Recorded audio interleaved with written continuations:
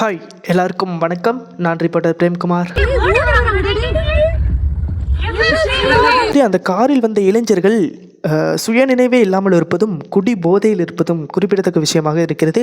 அதை அந்த காரில் பயணித்த பெண்களே அலறிய வீடியோவும் வெளியாகிருக்கிறது. அதாவது நம்ம தமிழ்நாட்டில் சென்னையில் கிட்டத்தட்ட பெண்கள் சென்ற ஒரு கார் வந்துட்டு போது அதை சில கார்கள் துரத்தி 2 கார்கள் துரத்தி அது முன்னாடி நிற்கிற மாதிரியும் அந்த பெண்கள் உள்ளே இருக்கிற பெண்கள் அலற மாதிரியும் அங்கிருந்து ஒரு நபர் ஓடி காரை அப்படி நிப்பாட்டு அப்படிங்கிற மாதிரி சொல்கிற மாதிரியும் கட்சி கொடி அந்த என்ன கட்சி கொடின்ட்டு நான் சொல்கிறேன். ஒரு கட்சி கொடியை கட்டி கொண்டு ஒரு கார் ஒரு பெண்கள் சென்ற காரை துரத்தி வந்திருக்கு ஈசிஆர் ரோட்டில் நைட்டு. இதில் ஒரு பொய்யை மறைக்கிறதுக்கு பல பொய் சொல்கிற மாதிரி தெரியுது.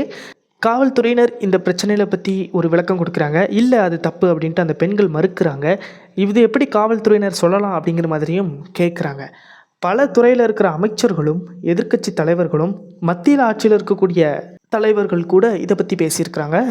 சட்ட ஒழுங்கு எவ்வளோ கொடுமையாக இருக்குது, இதுதான் பெண்களுக்கு பாதுகாப்பான நாடா அப்படிங்கிற மாதிரியும் கேட்டிருக்கிறாங்க. அதே மாதிரி அந்த காரில் வந்த இளைஞர்கள் சுயநினைவே இல்லாமல் இருப்பதும் குடி போதையில் இருப்பதும் குறிப்பிடத்தக்க விஷயமாக இருக்கிறது. அதை அந்த காரில் பயணித்த பெண்களே அலறிய வீடியோவும் வெளியாகிருக்கிறது. அதை பற்றி இந்த வீடியோவில் பார்க்கலாம். அந்த வீடியோவில் இருக்கிறவங்க யார், என்ன சம்பவம், விரிவாக பார்க்கலாம். வாங்க வீடியோக்குள்ளே போகலாம். நான் ரிப்போர்ட்டர் பிரேம்குமார். அதில் நம்ம முக்கியமான பார்க்கப்பட வேண்டிய விஷயம் அப்படின்ட்டு பார்த்தா ஒரு கட்சியினுடைய கொடி அதில் இருக்குது. என்ன கட்சி கொடி அப்படின்ட்டு கேட்டிங்கன்னா டிஎம்கே, அதாவது தமிழ்நாட்டில் ஆட்சியில் இருக்கக்கூடிய ஒரு கட்சியோட கொடியை வச்சுட்டு ஒரு கார் வராங்க. அந்த காரில் இருந்து ஒரு பெண்களை துரத்தி வந்திருக்கிறாங்க.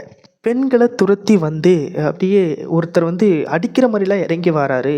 2 கார்களில் துரத்தி வந்திருக்காங்க அப்படிங்கிற மாதிரி சொல்கிறாங்க. பெண்கள் அந்த கார் விண்டோவையும் சரி டோரையும் சரி நாங்கள் ஓப்பன் பண்ண மாட்டோம் அப்படிங்கிற மாதிரி அவங்க வழிமறித்து பேசினப்போ சொல்லியிருந்தாங்க. உடனடியாக பெண்கள் வீட்டுக்கு செல்ல ட்ரை பண்ணியிருக்காங்க. வீட்டுக்கு செல்ல ட்ரை பண்ணும்போது கூட வீடு வரையுமே துரத்தி அந்த கார் நின்றுருக்கு. அக்கம் பக்கத்தினர் உறவினர் கூடனோடனே காரில் இருந்தவங்க தப்பிச்சு போயிருக்காங்க. இதுதான் நடந்திருக்கு. இதில் அந்த காரில் இருந்தவங்க யாருன்னு காவல்துறை எந்த விளக்கமும் கொடுக்கப்படவில்லை, இன்ன வரைக்கும் தெரியல. அதே மாதிரி திமுக, அதாவது ஆளும் கட்சி கொடியை கட்டிக்கொண்டு இளைஞர்கள் இப்படி பண்ணது இன்ஸ்டாகிராம்லேயும் சரி யூடியூப்லேயும் சரி மிகப்பெரிய ட்ரெண்ட் ஆகுது. இப்போ அந்த பெண்கள் பாதுகாப்பாக இருக்காங்களா அப்படின்ட்டு நிறைய பேர் கேட்டு வராங்க.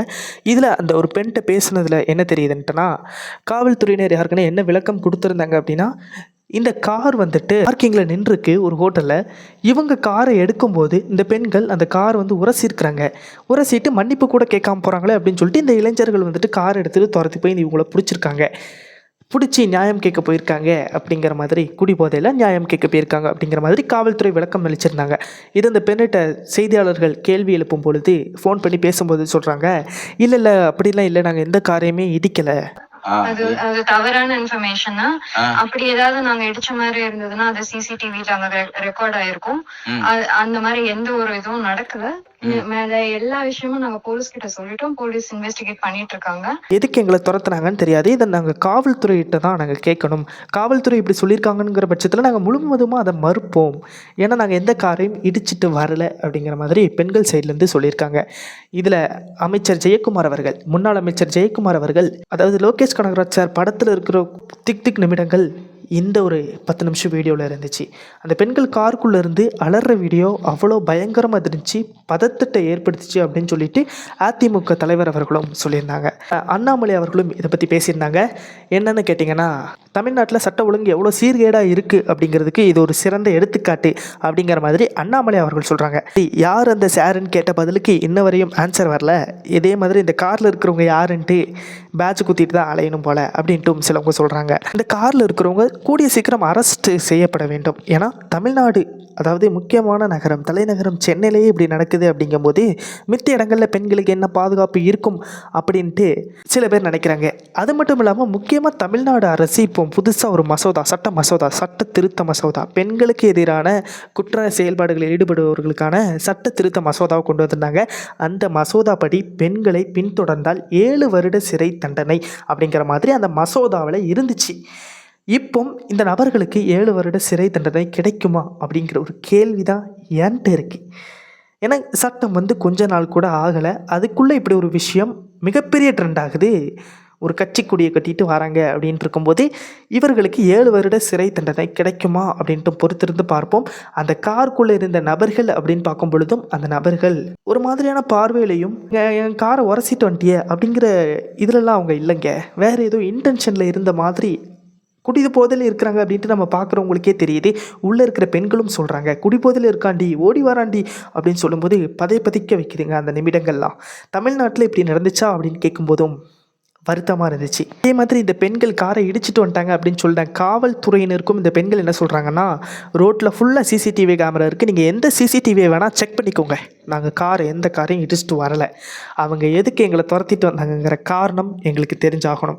அந்த காருக்குள்ளே இருந்தவங்க, அதாவது இந்த பெண்கள் பயணித்த கார் அப்படின்னு சொல்கிறீங்கல்ல, அந்த காருக்குள்ளே இருந்தவங்க யாரெல்லாம்னு பார்த்தீங்கன்னா, ஒரு ஆண் நம்பர் இருந்திருக்காரு, இன்னொரு கைக்குழந்தை இருந்திருக்குது, ஒரு பெண் இருந்திருக்காங்க, இன்னொரு பெண் இருந்திருக்காங்க, மொத்தம் 4-5 பேர் போயிருக்காங்க அப்படிங்கிற மாதிரியான தகவல் கிடச்சிருக்கு. அதே மாதிரி அவங்களுடைய பெயர் டீட்டெயில்ஸ் எதுவுமே கிடைக்கல. அதே மாதிரி அப்படியே கிடைச்சாலும் இந்த பெயர் டீட்டெயில்ஸ்லாம் மீடியாவில் வெளியிட வேண்டாம் அப்படிங்கிறது என்னுடைய வேண்டுகோளாக இருக்குது. அதே மாதிரி லாஸ்ட்டாக நான் இந்த வீடியோவை முடிக்கிறதுக்கு முன்னாடி சொல்லிக்கொள்ள வேண்டிய ஒன்று என்னடான்னா, அந்த நபர்களுக்கு 7 வருஷம் சிறை தண்டனை கிடைக்குமா அப்படிங்கிற ஒரு கொஸ்டின் தான் என்கிட்ட இருக்குது. ஏன்னா அது மண்டையில் ஓடிக்கிட்டே இருக்குது. இப்போ தானே சட்டத்திருத்த மசோதா கொண்டு வந்தாங்க, அது ஒப்புதலும் ஆகிருக்கு, ஆளுநரும் ஒப்புதல் பண்ணிட்டாரு.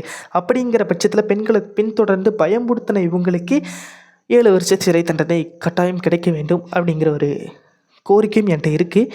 அப்புறம் இன்னொரு விஷயம் பார்த்திங்கன்னா, தமிழ்நாட்டில் எப்போ எல்லாம் கரெக்டாக நடக்கும் அப்படின்ட்டு எனக்கு தோணுது அப்படின்னா, ஒரு தவறு செய்தால் அதை தெரிந்து செய்தால் அவன் தேவன் என்றாலும் விடமாட்டேன் அப்படிங்கிற ஒரு சூழ்நிலை என்னைக்கு தமிழ்நாட்டில் வருதோ அன்னைக்கு வேறு லெவலில் இருக்கும். சட்டங்கள் சரியாகும், கடுமையாக்கப்படும், எந்த தவறும் நடக்காது அப்படின்ட்டு நான் நினைக்கிறேன்.